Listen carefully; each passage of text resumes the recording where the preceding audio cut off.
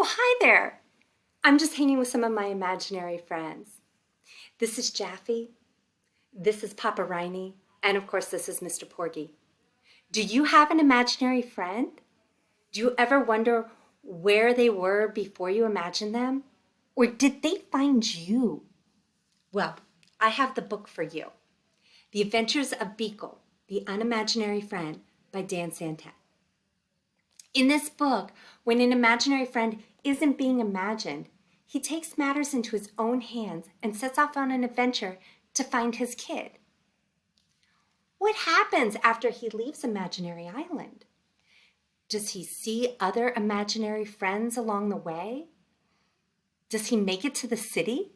Does he find his kid? Well, to find out, be sure to check out The Adventures of Beagle, the Unimaginary Friend by Dan Santat. All my imaginary friends gave it 5 stars.